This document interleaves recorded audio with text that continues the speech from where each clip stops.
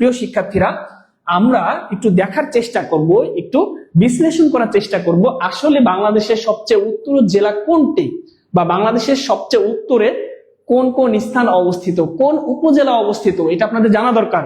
শুধু উত্তরের জেলায় না, শুধু উত্তরের জেলায় না, আমরা উত্তরের পাশাপাশি বাংলাদেশের সর্ব উত্তরের জেলার পাশাপাশি আমরা বাংলাদেশের দক্ষিণ, পূর্ব এবং পশ্চিমও কিন্তু জানবো। ওকে, তাহলে যদি আমাদের উত্তরের জেলা জানতে হয় অবশ্যই আমাদের কি লাগবে? বাংলাদেশের মানচিত্র লাগবে।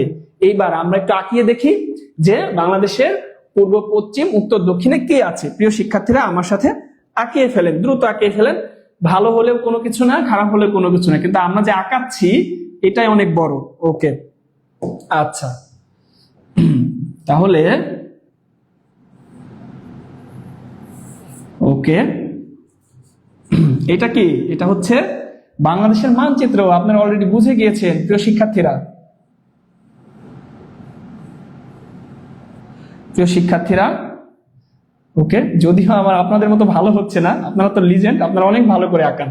আচ্ছা, এইটা যদি বাংলাদেশ হয়, এইটা যদি বাংলাদেশ হয়, সবাই সবাই মনোযোগ সহকারে খেয়াল করেন, সবাই মনোযোগ সহকারে খেয়াল করেন, এবং সবাই আজকের ক্লাসে সবাই খাতা কলম নিয়ে যেটা যেটা লিখতে বলবো সবাই লেখেন।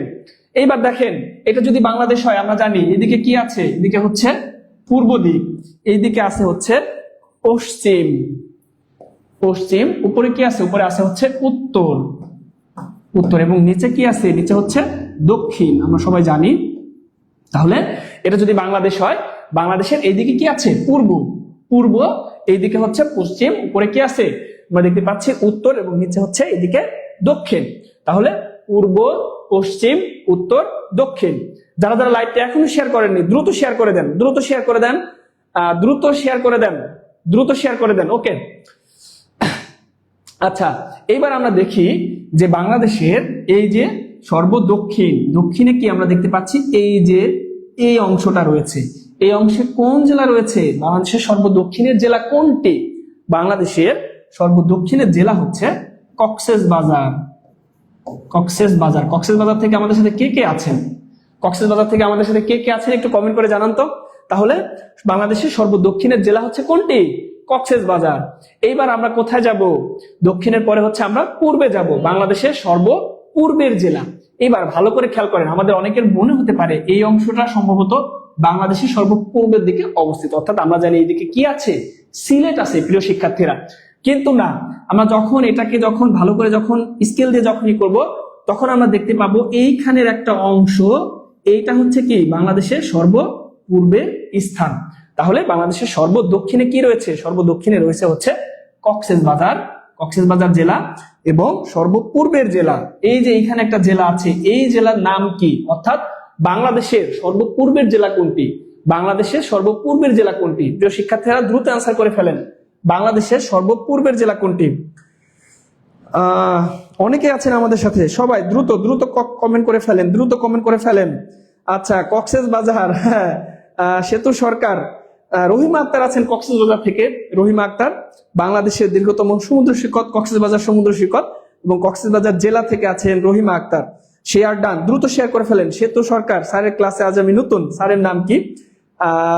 সেতু সরকার লিখেছেন রাজিন স্যার, আমি রাজিন স্যার আপনাদের সাথে আছি। জসিমউদ্দিন সেনবাগি পঞ্চগড়, অনেক সুন্দর হয়েছে স্যার। তোহা জাহান, হ্যাঁ, চেষ্টা করছি সুন্দর করে লেখার জন্য। আনজোয়ারা খাতুন, রাজিন স্যার বাংলা বান্ধব। ইমরান হোসেন নবীন কক্সবাজার, আমি, আচ্ছা, কক্সবাজার থেকে অনেকে আছেন। বান্দরবান, বান্দরবান লিখেছেন কারা? প্রথম লিখেছেন হচ্ছে আফরোজা আক্তার TN, বান্দরবান। তাহলে এইখানে কি আছে? এখানে আছে হচ্ছে বান্দরবান। তাহলে বাংলাদেশের সর্বপূর্বের জেলা কোনটি? বাংলাদেশের সর্ব স্কুল কলেজে জিকে পরিবর্তে বিজ্ঞান হলে আমাদের করণীয় কি? ওকে, উত্তরের বিভাগ রংপুর, জেলা হিসেবে পঞ্চগড়। জিকের পরিবর্তে, জিকে আসলে কিছু কিছু জায়গায় জিকের পরিবর্তে সাধারণ বিজ্ঞানটা অন্তর্ভুক্ত হচ্ছে। যখন অন্তর্ভুক্ত হবে তখন সমস্যা নেই, যে এই বিজ্ঞানটা কিন্তু আমাদের সায়েন্সের যে শিক্ষার্থীরা আছেন সায়েন্স ব্যাকগ্রাউন্ড থেকে তাদের মতো করে কিন্তু ওরকম হার্ড লেভেলের হবে না। তো এমন একটা লেভেল, অর্থাৎ হবে যেটা একদম কঠিনও হবে না, সহজও হবে না, বা যেটা আপনি পারবেন, আপনার পারার মতো কোশ্চেনই কিন্তু দিবে। ওকে, এটা নিয়ে ভয়ের কিছু নেই। আমরা যখন এই সার্কুলারটা পাবো তখন কিন্তু আপনাদের আলোচনা করবো। যেহেতু গতকাল আপনারা জানেন প্রাইমারি শিক্ষক নিয়োগের একটা বড় একটা সার্কুলার দিয়েছে, আমরা আজকের ক্লাস শেষে একদম সুপার সাজেশন দেওয়া হবে। এই টপিকস গুলো আপনার জন্য গুরুত্বপূর্ণ। পূর্বের জেলা বান্দরবন, এমএসটি মরিয়ম খাতুন লিখেছেন। ওকে, এমডি শেখ ফরিদ থানচি আলমান কক্সবাজার বান্দরবান। হ্যাঁ, পূর্বের জেলা বান্দরবান। অনেকে সঠিক উত্তর দিচ্ছেন, যারা দিচ্ছেন সকলকে অসংখ্য ধন্যবাদ। তাহলে বাংলাদেশের পূর্বের জেলা এখানে কি আছে? বান্দরবান। এবং পূর্বের থানা হচ্ছে থানচি, বান্দরবান থানচি। এবং স্থান কোনটি? স্থান হচ্ছে আখাইন ঠং। সবাই দ্রুত লিখে ফেলেন, আখাইন ঠং। তাহলে বাংলাদেশের সর্বপূর্বের জেলা বান্দরবান, উপজেলা হচ্ছে থানচি এবং স্থান হচ্ছে আখাইন ঠং। দক্ষিণে যেন কি বলেছিলাম প্রিয় ভাই ও বোনেরা, মনোযোগ সহকারে খেয়াল করতে হবে। বাংলাদেশের সর্বদক্ষিণে, এই যে সর্বদক্ষিণের জেলা কোনটি? সর্বদক্ষিণের জেলা হচ্ছে কক্সবাজার।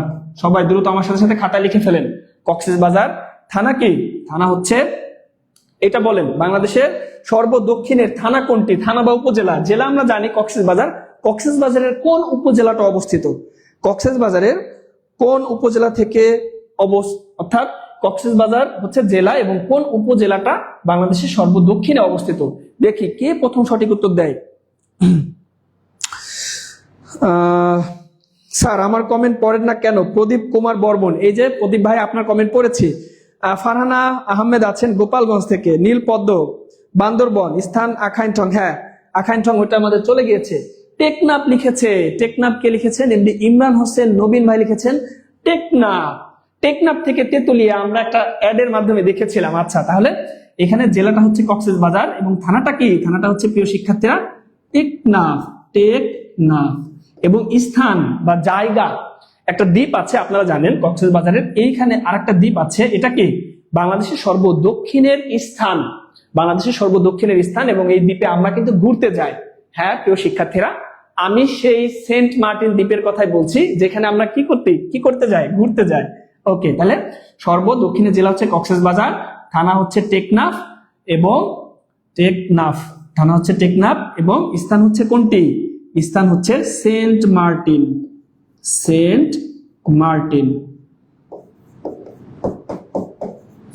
মার্টিন। আশা করি দেখা যাচ্ছে। ওকে, টেকনাফ, হ্যাঁ, কক্সবাজার, টেকনাফ, সেন্ট মার্টিন।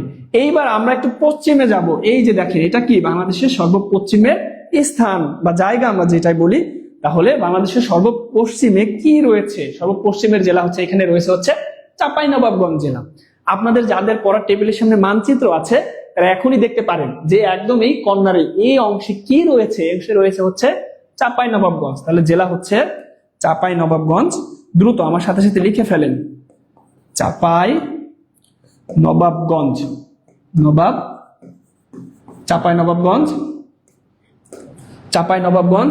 এবং স্থান এবং থানাটা আমরা জানবো। সবাই দ্রুত লিখে ফেলেন, চাঁপাইনবাবগঞ্জ। এবং উপজেলা হচ্ছে শিবগঞ্জ। উপজেলা কোনটি? চাঁপাইনবাবগঞ্জ, শিবগঞ্জ। এবং স্থান হচ্ছে মোনাকষা। ওকে, এরপরে আমাদের কোশ্চেনটি কি ছিল? বাংলাদেশের সবচেয়ে উত্তরের জেলা। এইবার আমরা চলে যাব উত্তরে। এই যে উত্তর, এই অংশে কোন জেলা অবস্থিত? বাংলাদেশের সর্ব উত্তরের জেলা। প্রিয় শিক্ষার্থীরা, বাংলাদেশের সর্ব উত্তরের জেলা। হ্যাঁ, আর কোনো অপেক্ষার প্রহর মনে হয় শেষই হচ্ছে না। আমরা এখানে 4টা অপশন দেখতে পাচ্ছি এবং সর্বশেষ আমরা দেখতে পাচ্ছি এখানে কি আছে? পঞ্চগড়। এখানে পঞ্চগড়। তাহলে বাংলাদেশের সর্ব উত্তরের জেলা হচ্ছে পঞ্চগড়। এবং থানা কোনটি? থানা হচ্ছে তেতুলিয়া। এবং স্থান বা জায়গা, কোন জায়গা? পঞ্চগড়, তেতুলিয়া এবং হচ্ছে বাংলা বান্ধা। আমরা উপরের লেখাটা একটু মুছে দেই।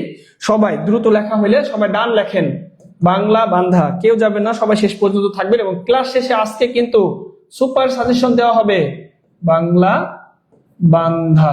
ওকে, তাহলে আমরা দেখতে পাচ্ছি প্রিয় শিক্ষার্থীরা যে বাংলাদেশের পূর্ব, দক্ষিণ, পশ্চিম এবং উত্তরের জেলা, স্থান এবং হচ্ছে কি থানা। ওকে, আশা করি সবাই বুঝতে পেরেছেন। আচ্ছা, কারো যদি কোনো কনফিউশন থাকে তাহলে বলতে পারেন।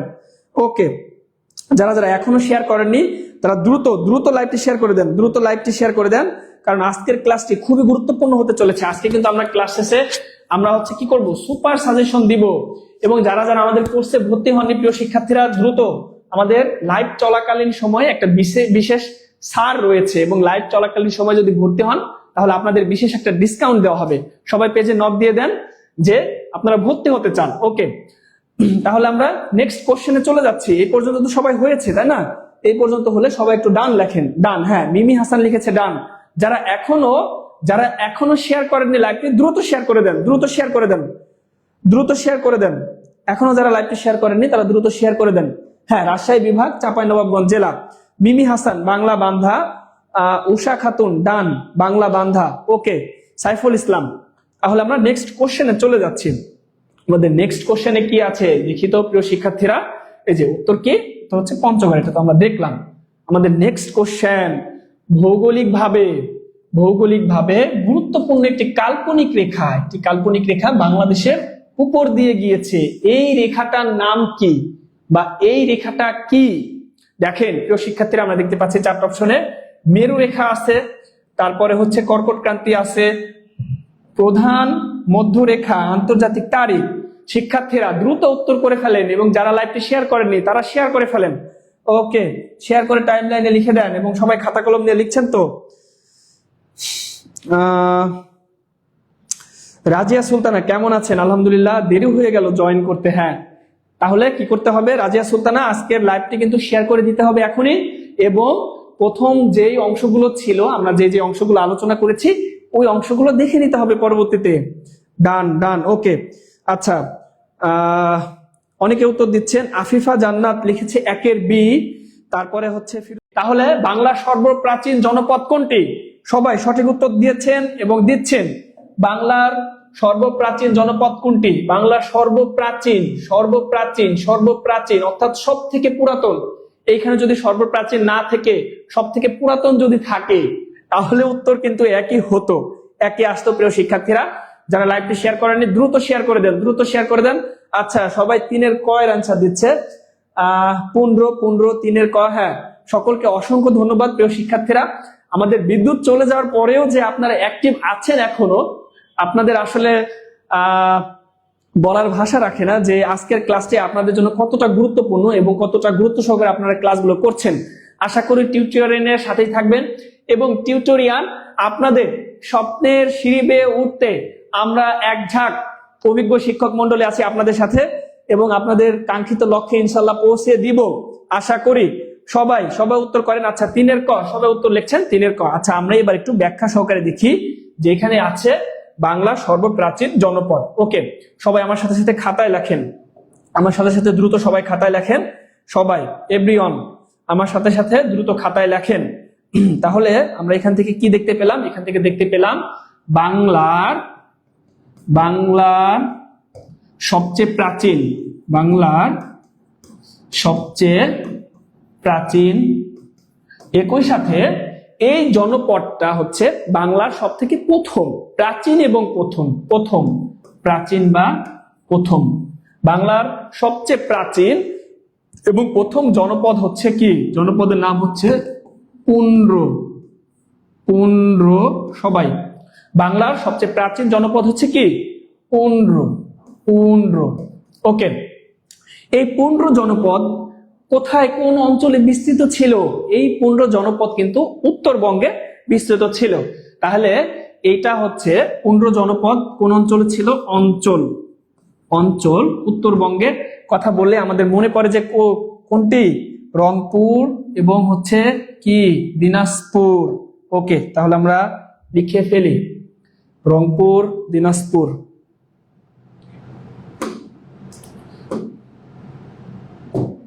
আচ্ছা,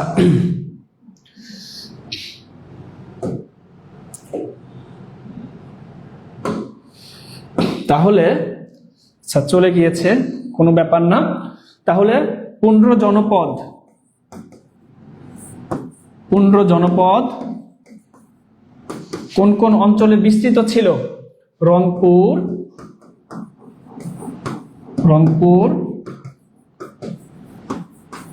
দিনাজপুর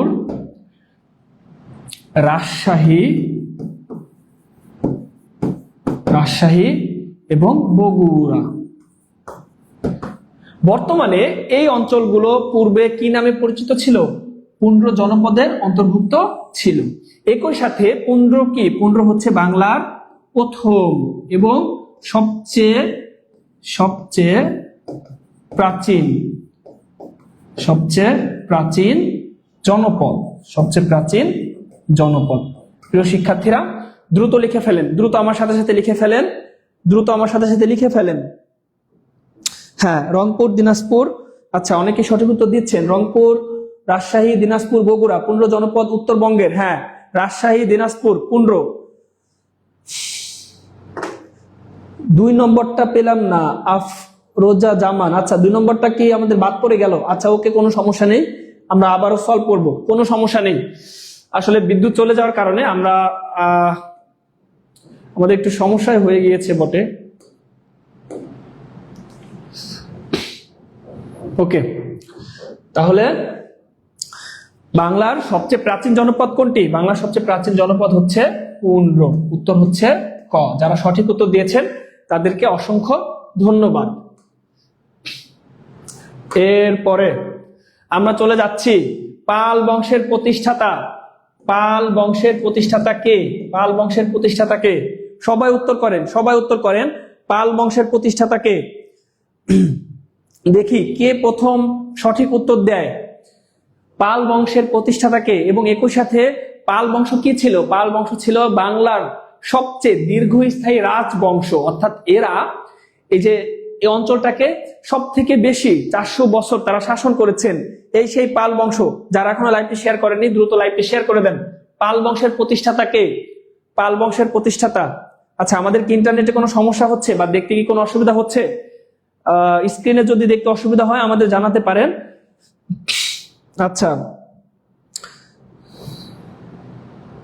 ভৌগোলিক রেখা কর্কট ক্রান্তি। হ্যাঁ, এমডি সাইফুল 3-এর ক। ধর্মপাল, তাশাদুল ইসলাম তাশফি লিখেছেন ধর্মপাল। জান্নাতুল মুকিন ধর্মপাল লিখেছেন। বনলতা সেন গোপাল। মিমি হাসান লিখেছে রাজশাহী, রংপুর। হ্যাঁ, ধর্মপাল লিখছে অনেকে। সিনথিয়া ইসলাম সুরভি লিখেছে 4-এর খ। ওকে, তাহলে কি হবে? ক হবে না খ হবে? ক না খ? দেখি কারা সঠিক উত্তর দিচ্ছে। পাল বংশের প্রতিষ্ঠাতাকে, এবং এটাই হচ্ছে বাংলার সবচেয়ে দীর্ঘস্থায়ী রাজবংশ। বাংলার সবচেয়ে দীর্ঘস্থায়ী রাজবংশের নাম কি? পাল বংশ। সবাই আমার সাথে সাথে লেখা শুরু করেন। বাংলার সবচেয়ে দীর্ঘস্থায়ী রাজবংশ, বাংলার সবচেয়ে দীর্ঘস্থায়ী রাজবংশ। ওকে, আজকের ক্লাসের শেষে কিন্তু সুপার সাজেশন রয়েছে, এবং যারা যারা আজকের ক্লাসটি করছেন আপনারা ইনশাআল্লাহ অবশ্যই একটা ভালো একটা সাজেশন পেতে যাচ্ছেন আশা করি। বাংলার সবচেয়ে দীর্ঘস্থায়ী রাজবংশ কোনটি? পাল বংশ। রাজবংশ হচ্ছে কি? পাল বংশ। পাল বংশ। এই পাল বংশের একজন হচ্ছেন প্রতিষ্ঠাতা এবং আরেকজনকে হচ্ছে শ্রেষ্ঠ রাজা বলা হয়। শ্রেষ্ঠ রাজা। পাল বংশের প্রতিষ্ঠাতা তিনি হচ্ছেন গোপাল। গোপাল। এবং পাল বংশের শ্রেষ্ঠ রাজা বলা হয় হচ্ছে ধর্মপালকে। ধর্মপাল। তাহলে প্রিয় ভাই বোনেরা, আমরা দেখতে পেলাম পাল বংশ কি? বাংলাদেশ অর্থাৎ এই বাংলা এই অঞ্চলে সবচেয়ে দীর্ঘস্থায়ী রাজবংশ ছিল হচ্ছে পাল বংশ। তারা প্রায় 400 বছরের মতো শাসন করেছে। এই পাল বংশের প্রতিষ্ঠাতা হচ্ছে গোপাল, এবং গোপাল কিন্তু প্রথম বংশানুক্রমিক শাসন ব্যবস্থাটা চালু করেছে। বংশানুক্রমিক কি আমরা সবাই জানি, যেমন ধরেন আমার দাদা, আমার বাবা, আমি, আমার ছেলে, তার ছেলে, তার ছেলে রাজত্ব করবে। তাহলে এই যে একটা ধারা, এটাকে কি বলে? বংশানুক্রমিক ধারা। এই বংশানুক্রমিক ধারা চালু করেছে কে? এই যে মিস্টার গোপাল, এবং গোপালই হচ্ছে পাল বংশের প্রতিষ্ঠাতা। শ্রেষ্ঠ রাজা বলা হয় ধর্মপালকে। ধর্মপাল কিন্তু তাকে শ্রেষ্ঠ রাজা বলা হয় বিভিন্ন কারণে। তার আমলে কিন্তু কিছু প্রাচীন, অর্থাৎ আমাদের বাংলাদেশের একটা প্রাচীন একটা আছে, স্থাপত্য আছে। আপনারা জানেন পাহাড়পুর বা নওগাঁর সোমপুর বিহার এই ধর্মপাল কি করেছেন? নির্মাণ করেছেন। পাহাড়পুর, পাহাড়পুর এটা কোথায় অবস্থিত? নওগাঁর সোমপুর বিহার। পাহাড়পুর বা সোমপুর বিহার এটা কোথায় অবস্থিত? এটা হচ্ছে নওগাঁয় অবস্থিত। এটা কে নির্মাণ করেছেন? এটা নির্মাণ করেছেন হচ্ছে ধর্মপাল। এই কোশ্চেনটা খুব গুরুত্বপূর্ণ এবং বিভিন্ন পরীক্ষায় কিন্তু আসে। আচ্ছা, যারা সঠিক উত্তর দিয়েছেন সবাই লাইভটা একটু দ্রুত শেয়ার করেন। গোপাল, হ্যাঁ সবাই সঠিক উত্তর দিচ্ছেন।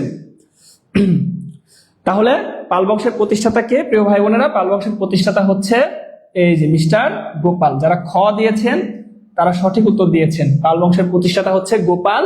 ধর্মপাল হচ্ছে পাল বংশের শ্রেষ্ঠ রাজা। পাল বংশের কি রাজা? পাল বংশের শ্রেষ্ঠ রাজা হচ্ছে ধর্মপাল। ওকে, তাহলে আমরা নেক্সট কোশ্চেনে চলে যাচ্ছি। এই পর্যন্ত তো সবাই হয়েছে, তাই না? হলে সবাই একটু ডান লেখেন, সবাই একটু ডান লেখেন, সবাই ডান লেখেন। আমরা নেক্সট কোশ্চেনে যাব, আমরা নেক্সট কোশ্চেনে যাচ্ছি। ওকে, হ্যাঁ সোমপুর বিহার এটা কোথায় অবস্থিত? বাংলাদেশের নওগাঁ। নওগাঁয় কে কে আছেন? নওগাঁ জেলা থেকে কে আছেন আমাদের সাথে লাইভ ক্লাস করছেন? আমার জেলায়, হ্যাঁ আঞ্জুয়ারা খাতুন। এই যে আঞ্জুয়ারা খাতুনকে আমরা পেয়ে গেলাম। তিনি নওগাঁ থেকে আমাদের সাথে আছেন। তার অঞ্চলে কি আছে? এই যে সোমপুর বিহারটা অবস্থিত। এটা কে নির্মাণ করেছেন? ধর্মপাল। ওকে, তাহলে আমরা নেক্সট কোশ্চেনে চলে যাচ্ছি। এটা কি আমাদের উত্তর দেখেন, যে খ। এর পরের কোশ্চেন দ্রুত আনসার করেন। কি? ভুটানের মুদ্রার নাম কি? ভুটানের মুদ্রার নাম কি? ভুটানের মুদ্রার নাম কি? ওকে, এই টপিকস থেকে এমন কোনো জায়গায় নাই যে কোশ্চেন আসে না রাজধানী বা মুদ্রা, যদিও অনেক, কিন্তু তারপরও আমাদের প্রাইমারি শিক্ষক নিবন্ধনে এই টপিকসটা কিন্তু গুরুত্বপূর্ণ, যে আপনারা কি কিছু গুরুত্বপূর্ণ দেশের মুদ্রার নাম অবশ্যই মনে রাখতে হবে। বিশেষ করে এশিয়া মহাদেশ, দক্ষিণ পূর্ব এশিয়া, দক্ষিণ এশিয়া অর্থাৎ বাংলাদেশের আশেপাশে অঞ্চলগুলোতে যে দেশগুলো আছে এই দেশগুলোর মুদ্রার নাম, রাজধানীর নাম। আচ্ছা, আমাদের কি কোনো সমস্যা হচ্ছে দেখতে? লাইভ ক্লাসে কি কোনো সমস্যা হচ্ছে? ভুটানের মুদ্রার নাম কি? ভুটানের মুদ্রার নাম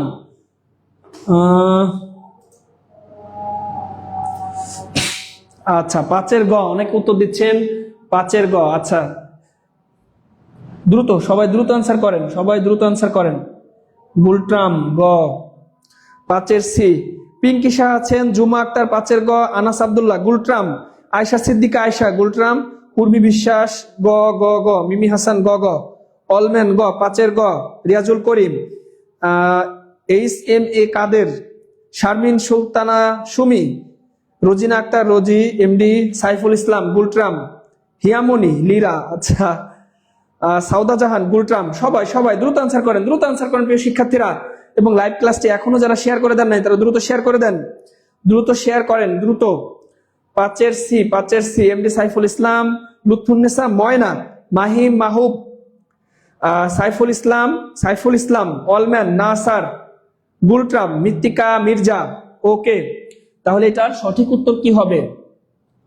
অনেকে সঠিক উত্তর দিয়েছেন, তাদেরকে অসংখ্য ধন্যবাদ। তাহলে আমরা একটু ব্যাখ্যাটা দেখি যে আসলে ভুটানের মুদ্রাটাকে দেখেন। এখানে 4টা অপশনের মধ্যে রুপি, আমরা জানি রুপি আছে। এই রুপিটা কোন দেশের মুদ্রার নাম? আপনারা জানেন যে আমাদের পার্শ্ববর্তী দেশ কি? ভারত। ভারতের মুদ্রার নাম হচ্ছে রুপি, ভারত। একই সাথে ভারতের সাথে সাথে কিন্তু পাকিস্তান এবং শ্রীলঙ্কায় কিন্তু এই রুপিটা চলে। ভারত, পাকিস্তান আর হচ্ছে কি শ্রীলঙ্কা, শ্রীলঙ্কা। ওকে, এরপরে লাস্টের দিকে আমরা এটা দেখতে পাচ্ছি লিরা। এই লিরা হচ্ছে তুরস্কের মুদ্রার নাম। তুরস্ক, তুরস্ককে কি বলা হয় প্রিয় শিক্ষার্থীরা? তুরস্ক কিন্তু 2 মহাদেশে অবস্থিত। এশিয়া এবং ইউরোপ 2 মহাদেশে অবস্থিত হওয়ার কারণে তুরস্ককে বলা হয় ইউরেশিয়ান রাষ্ট্র। তাহলে এটা আমরা পাশে লিখে ফেলি। তুরস্ক হচ্ছে এশিয়া এবং ইউরোপ, এশিয়া এবং ইউরোপ 2 মহাদেশে অবস্থিত। 2 মহাদেশে, দ্রুত লিখে ফেলেন আমার সাথে সাথে, 2 মহাদেশে অবস্থিত। অবস্থিত। একই সাথে এই এশিয়া ইউরোপের যে দুই মহাদেশ আমরা দেখতে পাচ্ছি, দুই মহাদেশে অবস্থিত কোন দেশ? তুরস্ক। এখন দেশের কথা বললে তুরস্ক, তুরস্কের কোন শহর? এবার যদি কোশ্চেনে আসে যে কোন শহরটি এশিয়া এবং ইউরোপ দুই মহাদেশে অবস্থিত, কোশ্চেন কিন্তু এভাবেও আসতে পারে প্রিয় শিক্ষার্থীরা। তাহলে তুরস্কের একটা শহর যেটা দুই মহাদেশে অবস্থিত, সেটা হচ্ছে কি? সেটা হচ্ছে ইস্তাম্বুল। আচ্ছা, সবাই দ্রুত আমার সাথে সাথে লিখে ফেলেন, সবাই আমার সাথে সাথে লিখে ফেলেন ইস্তাম্বুল। কি হলো আমাদের? আচ্ছা, যে পেন। ওকে, সবাই যারা যারা লাইভটা এখনো শেয়ার করেননি দ্রুত শেয়ার করে দেন, দ্রুত শেয়ার করে দেন। হ্যাঁ, ইস্তাম্বুল। ভারত, পাকিস্তান, শ্রীলঙ্কা হচ্ছে রুপি।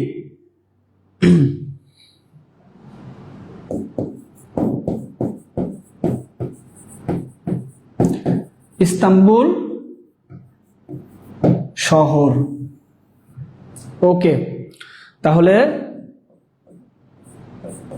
এখান থেকে আমরা কি জানলাম? তুরস্কের মুদ্রার নাম হচ্ছে লিরা এবং তুরস্ক এশিয়া এবং ইউরোপ দুই মহাদেশে অবস্থিত।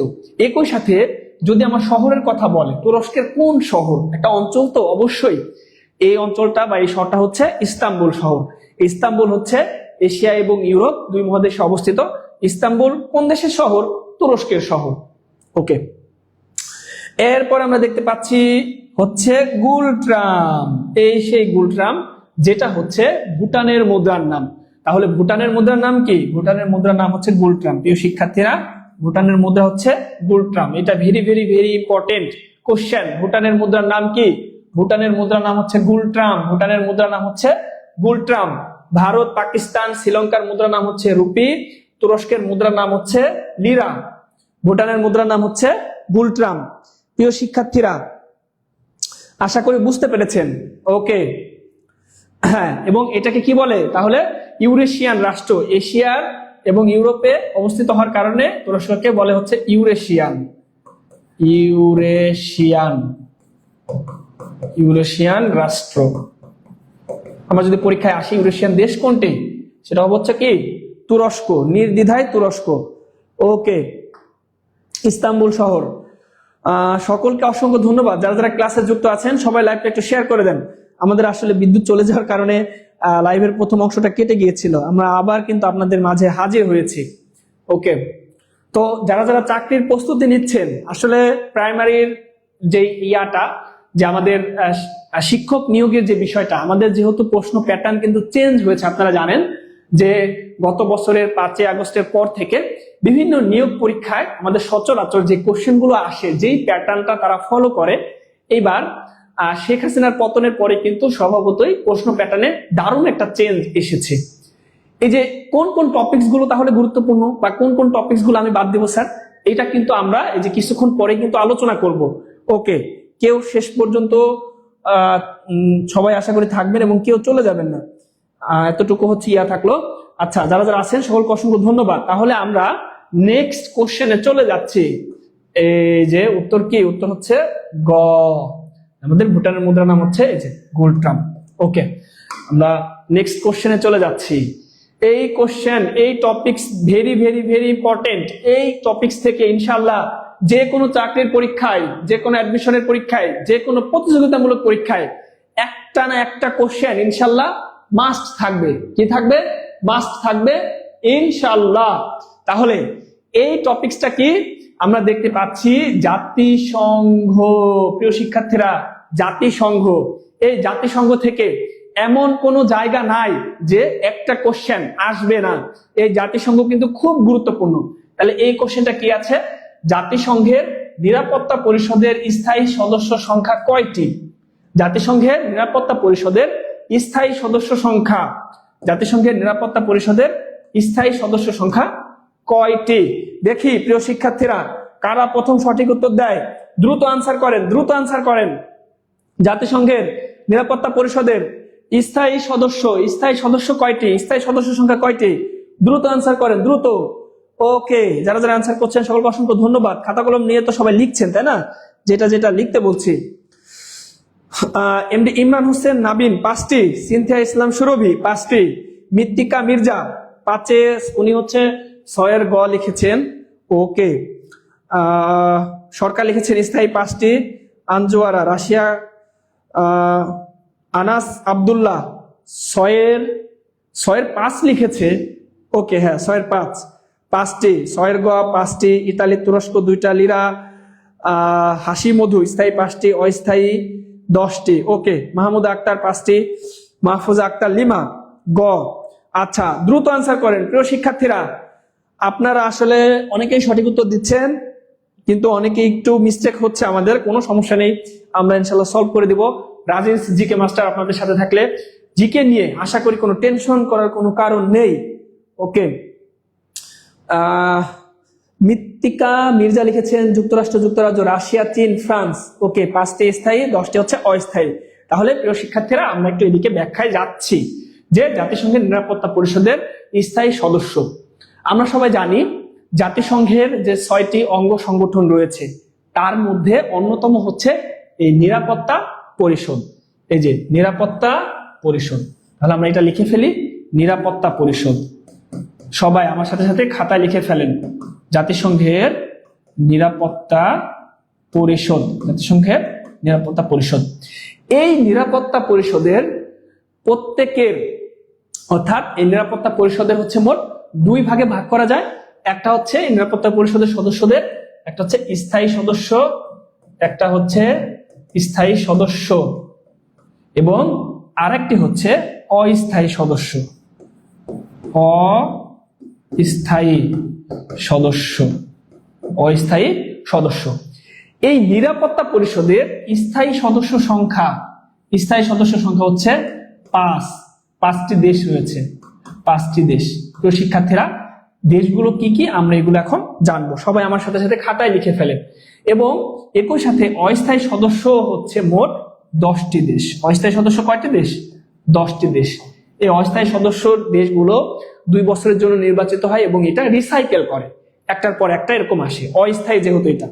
আচ্ছা, এইবার এই যে 5টি দেশ, এই স্থায়ী যে 5টি দেশ, এই 5টি দেশের কিন্তু ভেটো প্রদানের ক্ষমতা রয়েছে। অর্থাৎ নতুন সদস্য যখন যোগ হয় তখন কি করে, অবশ্যই এই নিরাপত্তা পরিষদের সম্মতি লাগে এবং এদের প্রত্যেকেরই কিন্তু ভেটো প্রদান, ভেটো আমরা জানি যে আমি মানি না, তারা হচ্ছে কি করে যে তার পক্ষে বিপক্ষে ভোট দেয়।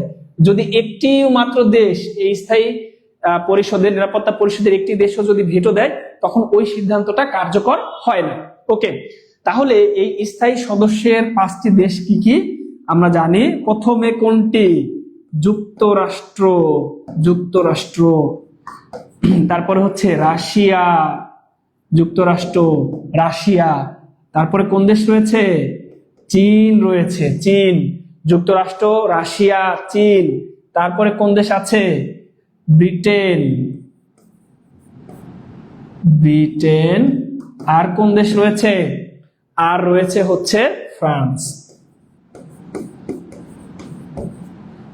তাহলে এই 5টি দেশের ভেটো প্রদানের ক্ষমতা রয়েছে এবং একই সাথে এই 5টি দেশ কি নিরাপত্তা পরিষদের সদস্য। এদের কি রয়েছে?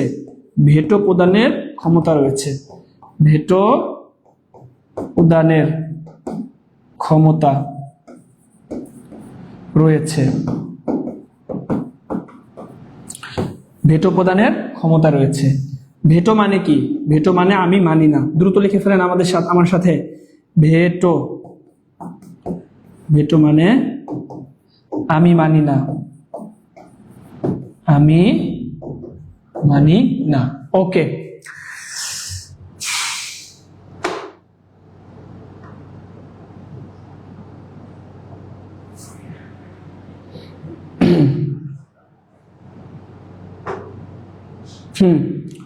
আচ্ছা, তাহলে আপনারা এখানে আরেকটু সংক্ষিপ্ত ভাবে লিখতে পারেন যে এই 5টি দেশ কিন্তু গুরুত্বপূর্ণ, আমাদের বিভিন্ন পরীক্ষায় কিন্তু আসে। আচ্ছা, যুক্তরাষ্ট্র, যুক্তরাজ্য। ওকে, এটা আমরা কিভাবে লিখতে পারি বলেন তো? আমরা লিখতে পারি USA, United states of America, UK, United kingdom, তারপর হচ্ছে রাশিয়া, ফ্রান্স এবং হচ্ছে চীন। USA, UK, USA, UK, Russia, Russia, France, চীন।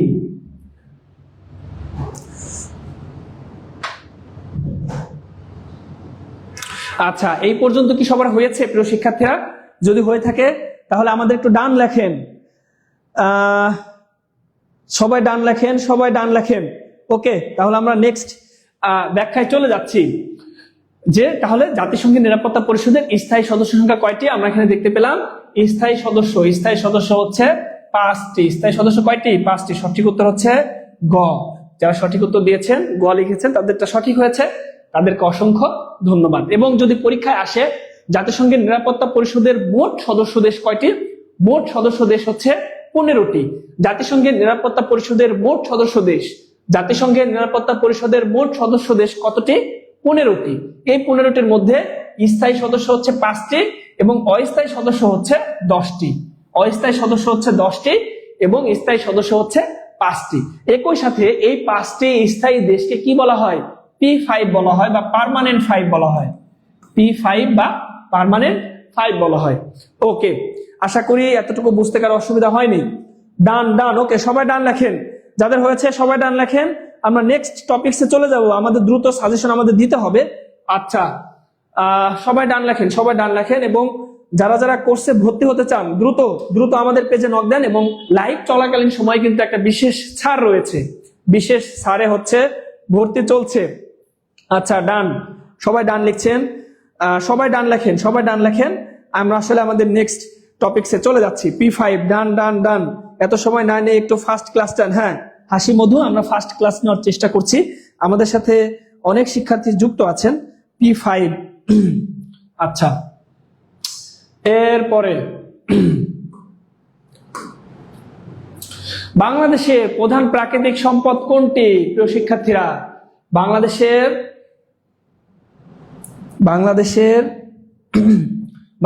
প্রধান প্রাকৃতিক সম্পদ কোনটি? ঝটপট উত্তর করে ফেলেন। বাংলাদেশের প্রধান প্রাকৃতিক সম্পদ,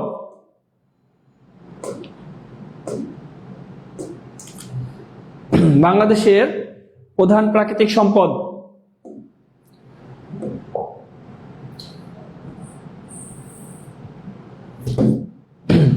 বাংলাদেশের প্রধান প্রাকৃতিক সম্পদ কোনটি? বাংলাদেশের প্রধান প্রাকৃতিক সম্পদ।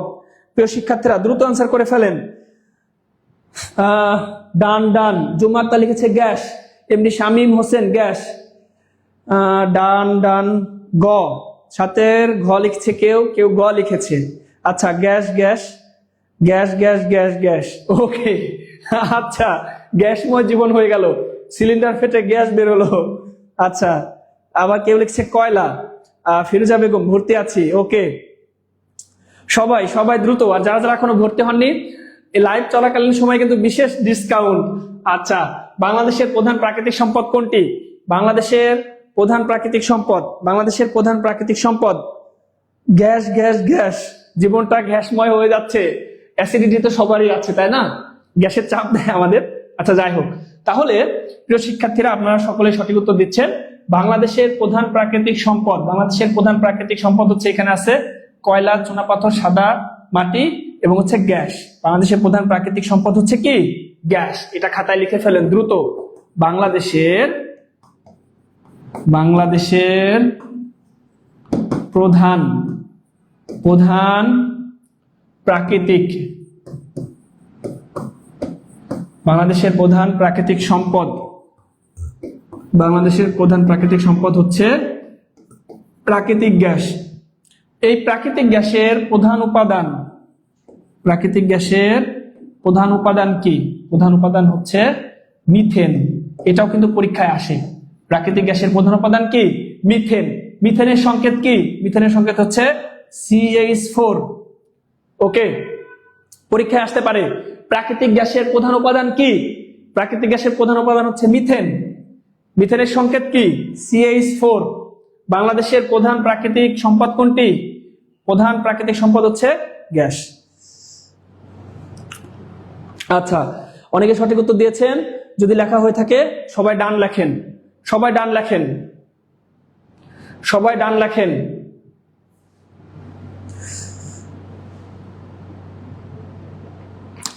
CH4 প্রধান উপাদান, হ্যাঁ প্রধান উপাদান মিথেন, প্রাকৃতিক গ্যাসের প্রধান উপাদান মিথেন, প্রাকৃতিক গ্যাসের প্রধান উপাদান হচ্ছে মিথেন। ওকে, আমরা কিন্তু একদম সাজেশনের দিকে ঝুঁকছি। সবাই প্রিয় শিক্ষার্থীরা দ্রুত লিখে ফেলেন, ঝটপট লিখে ফেলেন। মিথেন, ডান ডান, ওকে ডান। আচ্ছা, তাহলে আমরা নেক্সট টপিকসে যাচ্ছি। আমাদের নেক্সটে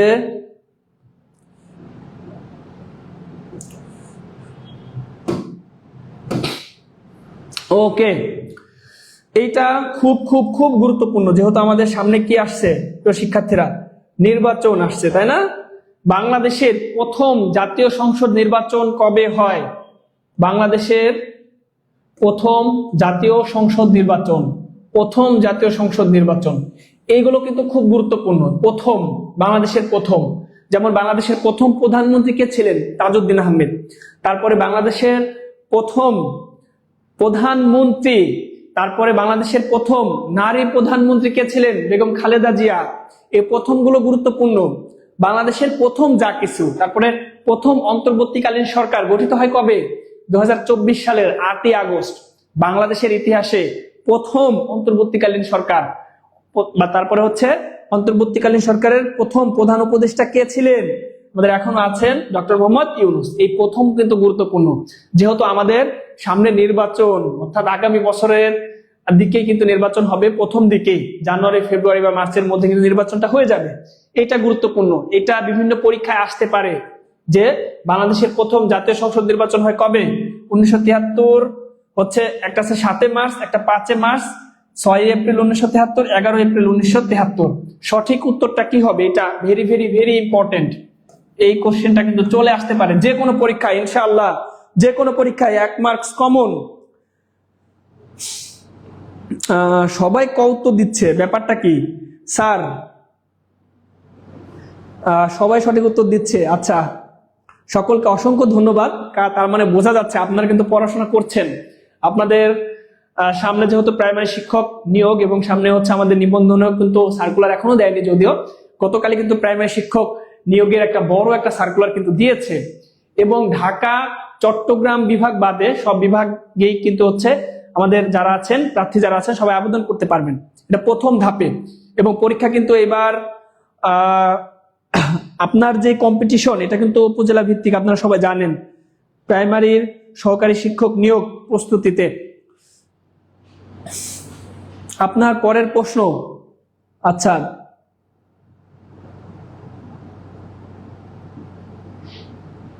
সবাই সবাই দ্রুত আনসার করেন, সবাই সঠিক উত্তর দিচ্ছেন। ওকে, তাহলে বাংলাদেশের প্রথম জাতীয় সংসদ নির্বাচন হয় কবে? 7 মার্চ 1973। এবং এটি কি স্বাধীনতার পর বাংলাদেশের প্রথম নির্বাচন। স্বাধীনতার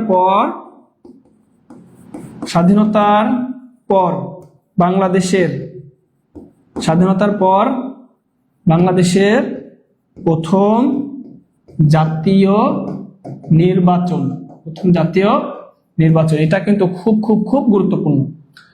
বাংলাদেশের প্রথম জাতীয় সংসদ নির্বাচন হয় কবে? 7 মার্চ 1973। দ্রুত খাতায় লিখে ফেলেন। ওকে, আমরা তাহলে নেক্সট কোশ্চেনে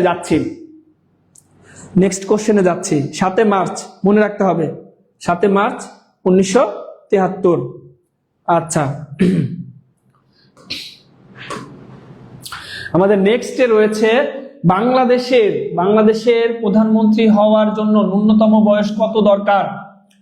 একটা হচ্ছে প্রধানমন্ত্রী, একটা হচ্ছে রাষ্ট্রপতি। দেখি কে প্রথম সঠিক উত্তর দেয়। আপনাদের একটু কনফিউশন ধরাই দেই। 35 বছর, 25 বছর, 35 বছর, 25 বছর, 30 বছর। এইবার দেখি কে সঠিক উত্তর দেয় আর কে ভুল উত্তর দেয়। ওকে, আবেদন করা যাবে কবে থেকে? 8 তারিখ থেকে। পরীক্ষার ডেট এখনো দেয়নি, পরীক্ষার ডেট দিবে। জুমা আক্তার লিখেছে 25 বছর। আচ্ছা, সবাই দ্রুত আনসার করেন। প্রধানমন্ত্রী হওয়ার ন্যূনতম বয়স কত? দেখি আপনি প্রধানমন্ত্রী হতে পারেন কিনা। প্রধানমন্ত্রী হওয়ার ন্যূনতম বয়স কত? বাংলাদেশের প্রধানমন্ত্রী হওয়ার ন্যূনতম বয়স, একটা হচ্ছে প্রধানমন্ত্রী এবং একটা হচ্ছে কি রাষ্ট্রপতি হওয়ার ন্যূনতম বয়স। 25, 25, 25, 9 গ। আচ্ছা, সবাই 25 লিখছে। হাসি মধু লিখেছে রাষ্ট্রপতি 35, আনোয়ারুল ইসলাম 25 বছর, 25 আনোয়ারুল ইসলাম। পান্নু ইসলাম 35 বছর, ওকে।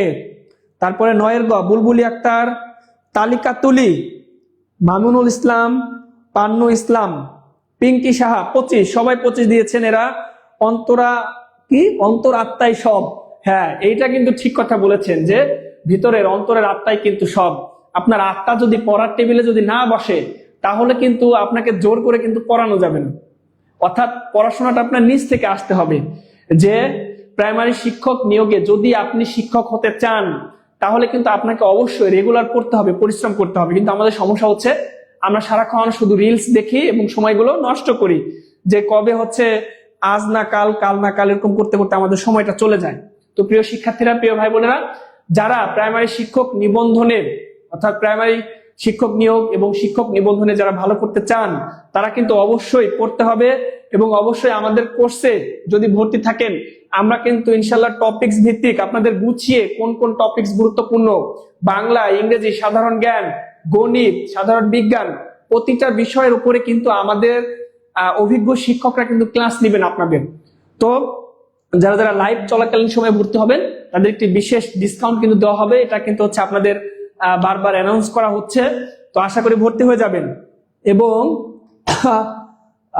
যারা যারা আছেন শেষ পর্যন্ত থাকেন, আজকে কিন্তু সুপার সাজেশন দেওয়া হবে, সাধারণ জ্ঞানের সুপার সাজেশন, প্রাইমারি শিক্ষক নিবন্ধনে, প্রাইমারি শিক্ষক নিয়োগ এবং শিক্ষক নিবন্ধনের সুপার সাজেশন। রাষ্ট্রপতি হতে পারবো, রাষ্ট্রপতি হতে পারবো না, আচ্ছা প্রধানমন্ত্রী হতে পারবো, ওকে। যেটা দেখতে পান সেটার উত্তর করেন। প্রধানমন্ত্রী 25 বছর, আচ্ছা সবাই মোটামুটি অ্যান্সার করছেন। বাংলাদেশের প্রধানমন্ত্রী হওয়ার ন্যূনতম বয়স, ওকে। তাহলে আপনারা অনেকে উত্তর করেছেন হচ্ছে গ, প্রধানমন্ত্রী হওয়ার ন্যূনতম বয়স হচ্ছে 25 বছর। একটা হচ্ছে প্রধানমন্ত্রী, একটা হচ্ছে রাষ্ট্রপতি। প্রধানমন্ত্রী প্রধানমন্ত্রী হওয়ার ন্যূনতম বয়স কত? 25 বছর। এবং রাষ্ট্রপতি, বাংলাদেশের রাষ্ট্রপতি হওয়ার ন্যূনতম বয়স হচ্ছে 35 বছর। একটা হচ্ছে 25 বছর, একটা হচ্ছে কয় বছর? রাষ্ট্রপতি হচ্ছে 35 বছর। তাহলে উত্তরটা কি? উত্তর হচ্ছে গ, ওকে। এইবার আমরা সেই কাঙ্ক্ষিত মুহূর্ত, আমরা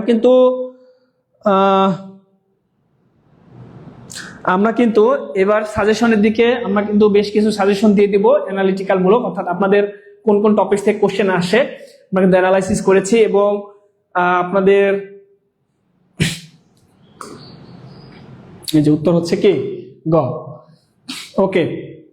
আমরা তাহলে আগের পৃষ্ঠায় দিয়ে দিই, যেহেতু আমাদের বিদ্যুৎ চলে যাওয়ার কারণে একটু সমস্যা হয়েছে, আমরা এখানে একটু ক্লিয়ার করে আমরা এইখানে সাজেশনটা দিয়ে দিচ্ছি এই পৃষ্ঠায়, ওকে। তাহলে প্রিয় শিক্ষার্থীরা, আমরা জানেন আপনারা যে আমাদের কয়টা বিষয়, সাধারণ জ্ঞানের 3টা অংশ, বাংলাদেশ, আন্তর্জাতিক এবং হচ্ছে সাম্প্রতিক অংশ। এবার সাম্প্রতিক যে অংশগুলো, এগুলো কি? এগুলো হচ্ছে ডাইনামিক, পরিবর্তনশীল। আমাদের সাম্প্রতিক অংশ কিন্তু পরীক্ষায় আসে, ওকে। আমাদের বাংলাদেশ বিষয়বলি থেকে বাংলাদেশ একসাথে লিখে দিই,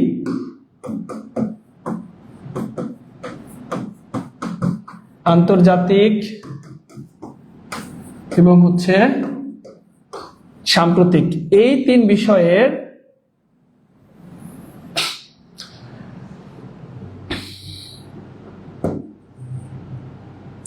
বাংলাদেশের ভৌগোলিক অবস্থান বা বাংলাদেশের সীমানা,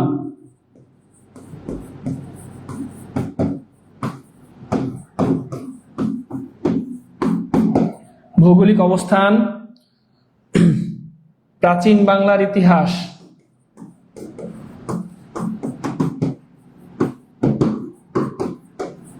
প্রাচীন বাংলার ইতিহাস। যেমন আমরা আজকে কিন্তু প্রাচীন বাংলার ইতিহাসের কিছু অংশ ছিল, আমরা পড়েছি যে পাল বংশের প্রতিষ্ঠাতা কে? গোপাল। আচ্ছা, তারপরে হচ্ছে আমাদের প্রাচীন জনপদ,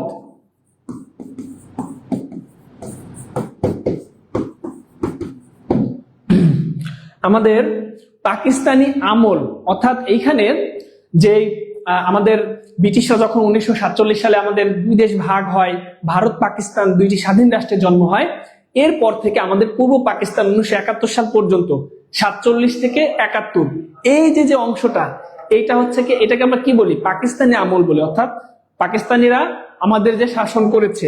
তো এইটার মধ্যে কিন্তু আমাদের ভাষা আন্দোলনটা কিন্তু গুরুত্বপূর্ণ।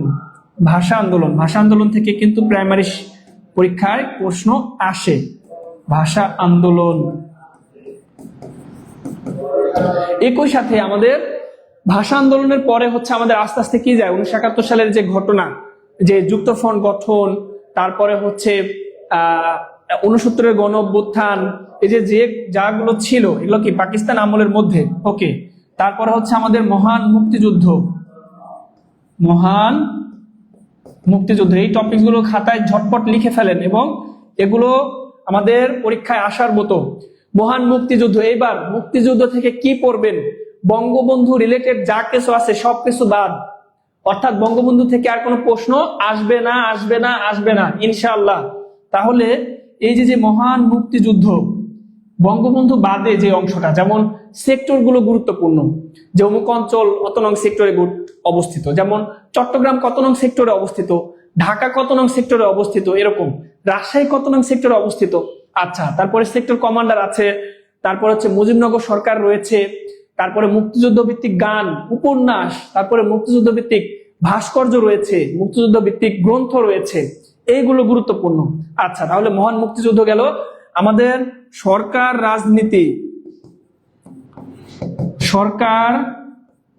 রাজনীতি এবং আর কি রয়েছে, সরকার রাজনীতি এবং হচ্ছে সংবিধান আর হচ্ছে নির্বাচন, সবগুলো একসাথে গুরুত্বপূর্ণ। নির্বাচন, ওকে, এই যে নির্বাচন রিলেটেড যা কিছু আছে, আজকে একটা আমাদের কোশ্চেন ছিল, বাংলাদেশের প্রথম জাতীয় সংসদ নির্বাচন কবে অনুষ্ঠিত হয়, এই টাইপের। প্রথম নির্বাচন কমিশনার কে ছিলেন, তারপরে হচ্ছে কততম নির্বাচনে কি করা হয়, ইভিএম কততম নির্বাচনেতে করা হয়, এই রিলেটেড নির্বাচন রিলেটেড যা কিছু আছে। তারপরে হচ্ছে সংবিধানের অনুচ্ছেদ গুলো গুরুত্বপূর্ণ। তারপর সংবিধান রচনা কমিটি রয়েছে।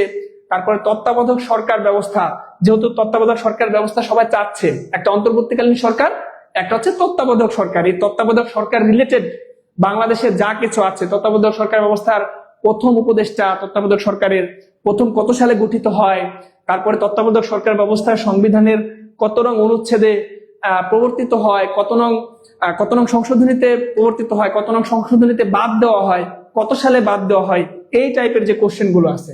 এবার সরকার রাজনীতিতে হচ্ছে আমাদের যে এই যে বাংলাদেশের প্রথম গণভোট কত সালে হয়, যে বাংলাদেশের মোট 3টা গণভোট হয়েছে, তারপরে জিয়াউর রহমানের কিছু শাসনামল রয়েছে, এইগুলো বেশি গুরুত্বপূর্ণ। যদি কোশ্চেন আসে ইনশাল্লাহ এই টপিকস থেকে, তাহলে এই টাইপের কোশ্চেন গুলো কিন্তু বেশি গুরুত্বপূর্ণ। তারপরে আমাদের নদ নদী রয়েছে, নদ নদী,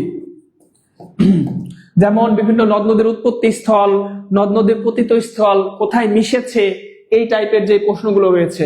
নদ নদীর পরে আমাদের ক্ষুদ্র নৃগোষ্ঠী বা উপজাতি, আমরা যেটা বলি উপজাতিদের উৎসব, তারপর উপজাতিদের ভাষা, কোথায় কোন উপজাতি বাস করে, এটা গুরুত্বপূর্ণ। উপজাতিদের মধ্য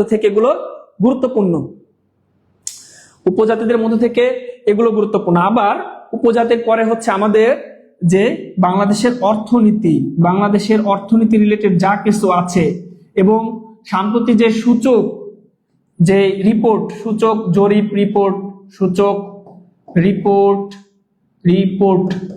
জরিপ, এগুলো খুব গুরুত্বপূর্ণ। যেমন আমাদের এই সবগুলোর মধ্যে যেমন আমাদের কি রয়েছে, আমাদের রয়েছে হচ্ছে বাজেট থেকে কিন্তু একটা কোশ্চেন আসার সম্ভাবনা খুবই বেশি।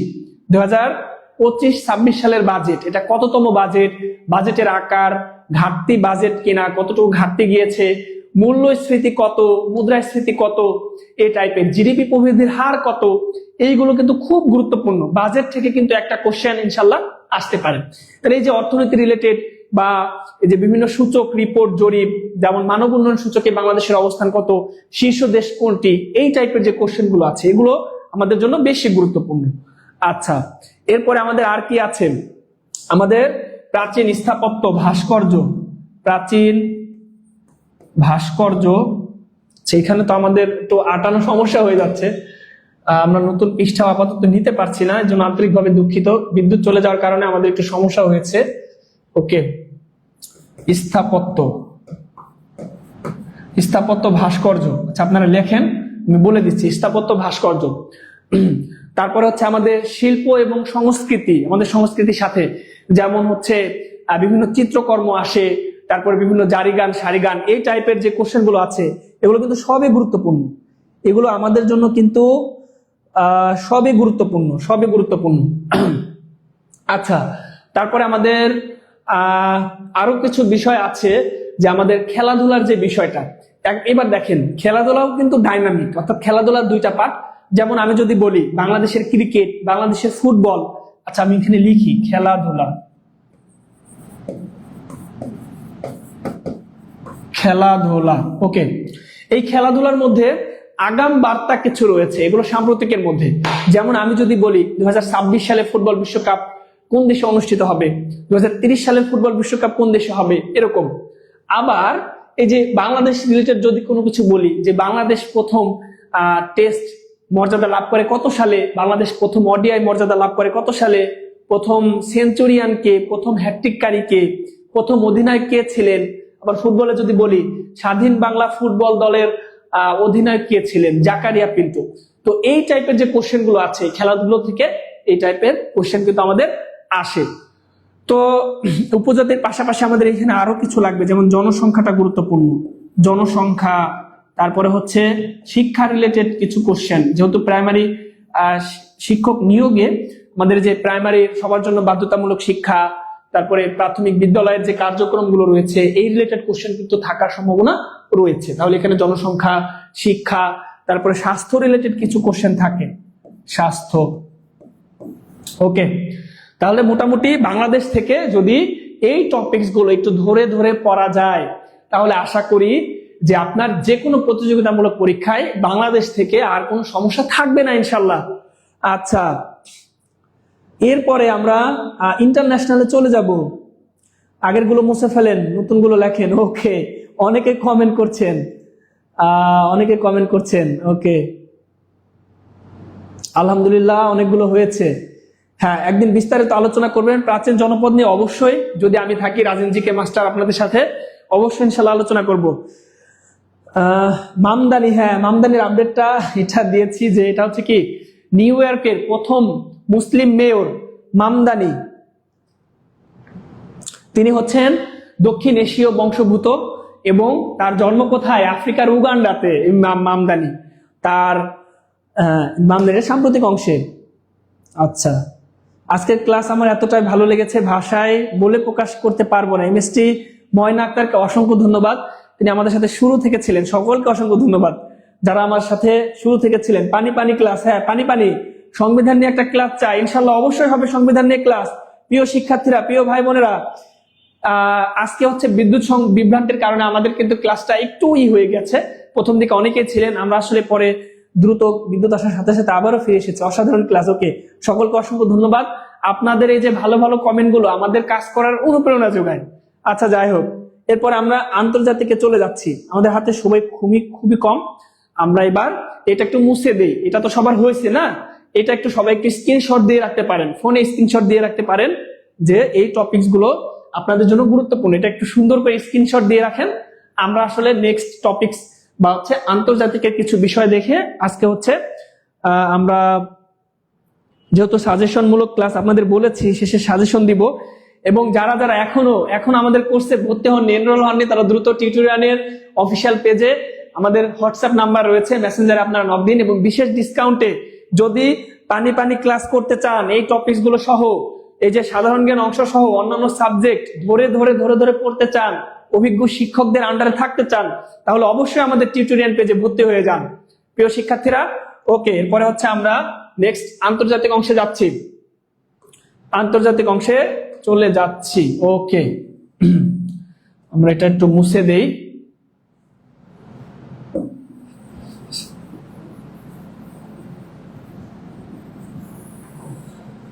আচ্ছা, আন্তর্জাতিকের মধ্যে আপনাদের প্রথমে কিন্তু বলেছি যে আমাদের একটা টপিকস যেটা কিন্তু বিভিন্ন সময় বিভিন্ন জায়গা থেকে কিন্তু কোশ্চেন আসে আমাদের আন্তর্জাতিকের, কোন টপিকস বলেন তো সেটা? আন্তর্জাতিকের জাতিসংঘ। হ্যাঁ প্রিয় শিক্ষার্থীরা, আমি জাতিসংঘের কথাই বলছি। জাতিসংঘ, দ্রুত লিখে ফেলেন, দ্রুত লিখে ফেলেন, জাতিসংঘ। তাহলে জাতিসংঘ আমাদের যুদ্ধ, চুক্তি, বিপ্লব, তারপরে আমাদের মহাদেশ ভিত্তিক আলোচনা। আমাদের কয়টা মহাদেশ রয়েছে প্রিয় শিক্ষার্থীরা? 7টি মহাদেশ রয়েছে। মহাদেশ ভিত্তিক আলোচনা, অর্থাৎ আপনার প্রতিটা মহাদেশেরই যে দেশগুলো রয়েছে, এশিয়া, ইউরোপ, আফ্রিকা, তারপরে হচ্ছে আমেরিকা, এই মহাদেশগুলোর যে দেশগুলো রয়েছে এই আলোচনা গুলো। আচ্ছা, এরপরে আমাদের প্রণালী রয়েছে, প্রণালী, আন্তর্জাতিক নদ নদী, আন্তর্জাতিক নদ নদী। তারপরে এই টপিকস গুলো দ্রুত দ্রুত খাতায় লেখেন। আমাদের হচ্ছে তারপরে কি রয়েছে? তারপরে আছে হচ্ছে আন্তর্জাতিক সংস্থা, শুধু সংস্থা লিখছি, সংস্থা, আন্তর্জাতিক সংস্থা। আচ্ছা,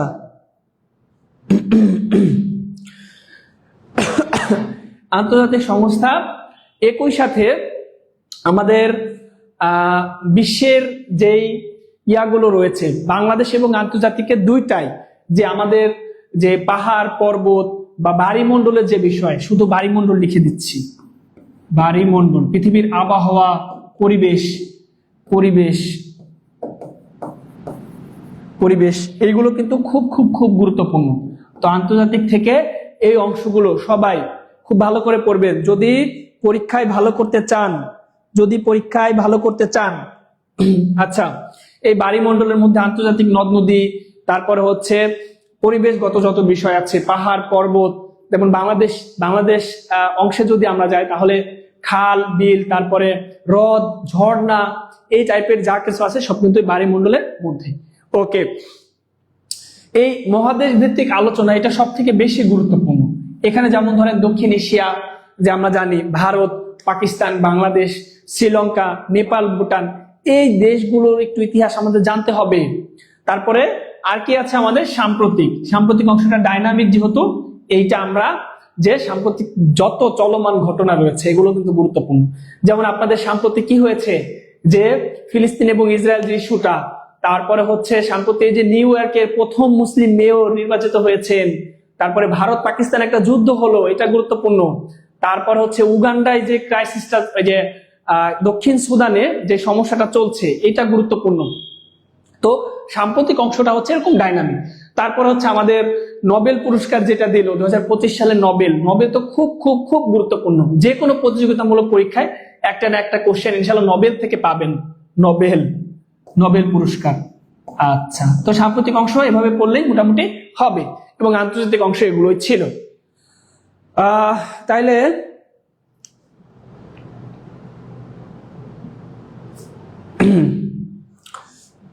হ্যাঁ, সুদানের আলোচনাটা আমরা ইনশাল্লাহ করব। আচ্ছা, তাহলে প্রিয় শিক্ষার্থীরা এটা একটা স্ক্রিনশট নিয়ে নেন, এবং লাইভ চলাকালীন সময় আমাদের কিন্তু বিশেষ ছাড়ে ভর্তি রয়েছে। যে লাইভ চলাকালীন সময় আমাদের বিশেষ ছাড় আমরা দেখতে পাচ্ছি, যে সকল চাকরির কম্বাইন্ড কোর্স এবং এক কোর্সের প্রাইমারি, আবার হচ্ছে কি নিবন্ধন 10ম থেকে 20তম গ্রেড, এই যে প্রাইমারিটা আপনাদের জন্য গুরুত্বপূর্ণ, এটা সার্কুলার কিন্তু হয়ে গিয়েছে। এরপরে দেখি আমাদের কি আছে, যে যদি আমরা আজকের ক্লাসে, লাইভ ক্লাসে যদি আমরা ভর্তি হই, তাহলে আমাদের বিশেষ স্যার এবং সাথে প্রতিটা ব্যাচেই 100+ লাইভ ক্লাস হবে, এবং 1200 টাকা সমমূল্যের লেকচার শিট পেয়ে যাবেন। অর্থাৎ এইখান থেকে আপনাদের ফ্রিতে দেওয়া হবে এই যে বইগুলো, এই বইগুলো কিন্তু প্র্যাকটিস বুক আপনারা একদম ফ্রিতে কিন্তু পেয়ে যাচ্ছেন। অভিজ্ঞ শিক্ষকদের ক্লাসও করতে পারছেন, পাশাপাশি বইগুলো একদম ফ্রিতে পাচ্ছেন। আচ্ছা, আমাদের আজকের লাইভ চলাকালীনে যদি ভর্তি হন তাহলে 1450 টাকা বিশেষ ছাড়ে।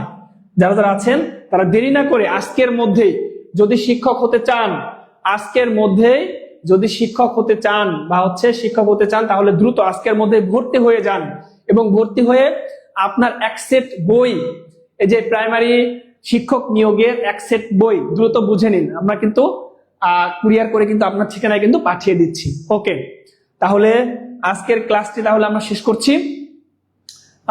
প্রিয় শিক্ষার্থীরা, যারা যারা ভর্তি হবেন দ্রুত ভর্তি হয়ে যাবেন, এটা এখনই দেওয়া থাকবে এখানে। আর দেখা হবে নেক্সট টপিকসে, নেক্সট ক্লাসে। সেই পর্যন্ত সবাই ভালো থাকবেন, সুস্থ থাকবেন। এতক্ষণ আপনাদের সাথে ছিলাম আমি রাজেশ জিকে মাস্টার।